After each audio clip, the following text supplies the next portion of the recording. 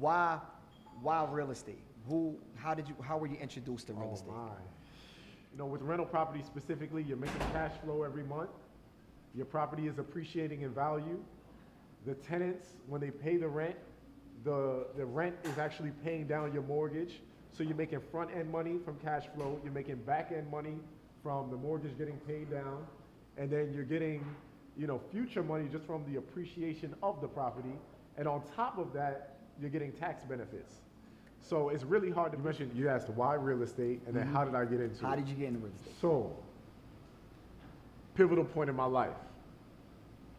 I was working as an analyst at the time, and I thought I was doing good in life. I was making at the time like $52,000 or $55,000 a year, and I was like, oh yeah, It's not bad. Okay. It's not bad. That's not bad money.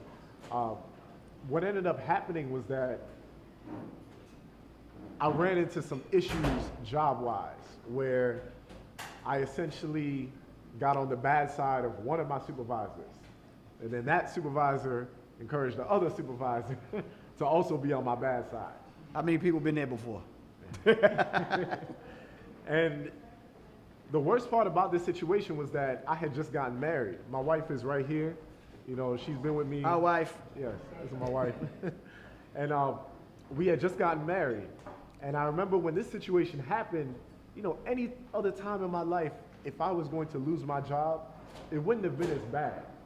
But when you have just pledged to take care of someone for the rest of your life, for the rest of their lives, it's a scary feeling. Right.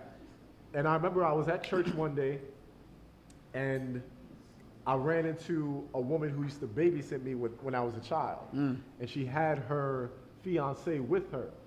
And, after church, you typically have like a little potluck lunch. Right. So we were talking, and the guy was talking to me, and he said, what are you doing in life? And I said, oh, well, I'm an analyst right now. And he said, that's good, but have you ever considered investing in real estate? And I said, I had read Rich Dad Poor Dad by that time. Right. And I said, I think that's good, but I don't think that's really for me. I'm dressing nice to work. I thought I was making good money. Right. I got a degree, and he's tatted up on the arms. And, he has a rougher vibe to him. I'm from the suburbs. Like Right. He's more, So he's like, most of the millionaires in this world have made their money through real estate. And I said, wow, okay. But I wasn't trying to get rich. Right. That wasn't my focus. I wanted to be okay, but I wasn't trying to get rich. So time went on, and when that situation happened with my supervisor, it ended up being that I said, you know what, I need a way out. And I called him up and I said, look, all that real estate stuff you were talking about before, like, let me know, like, what do I have to do? So he said, meet up with me and we'll talk. And so we met up, we talked. And he pretty much told me it's about building wealth, use rental properties, et cetera, et cetera. And what I thought would become just me buying a really cheap, personal residence, where after that's paid off, I could save my money and invest in real estate. He essentially encouraged me to go the route of house hacking. Okay. And when we started with house hacking, I don't know if you want me to go into this whole story now. No, go ahead. Okay, so long story short, and I know you'll ask more questions and break things down.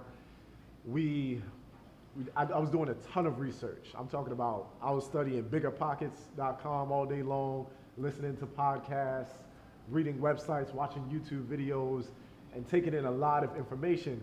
But when you're taking in that much information, you have to execute.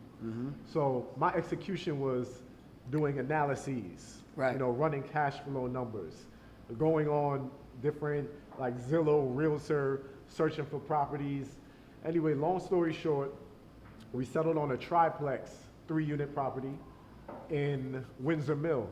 So, 21244 area. I'm familiar. Yeah, Northwest Baltimore County, predominantly black suburb, established area. A lot of government contractors and government agencies. Anyway, we bought the property, 3.5% down, house hacked it. We were living in one unit, the smallest one, the smallest one. And my wife and I, we lived there, and she was right there beside me. We had little baseboard heaters. It didn't even really heat the place as well as it should have. Oh, so you're saying she's a soldier then? She was a soldier Okay, by my okay, side. okay. Yeah. And I really appreciate her. And, you know, if not for her, I wouldn't be where I am today. Like, definitely. I would not be where I am today. Hey, give her a hand. Give her a hand. Give her a hand. But I want you to also recognize some of the things, some of the little gems that he dropped, right?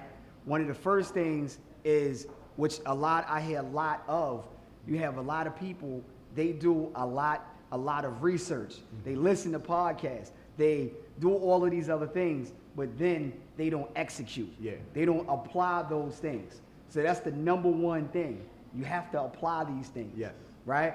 The other thing is, another gem that he dropped is the fact of one of the oldest strategies, which is, correct me if I'm wrong, living in one unit. Yes.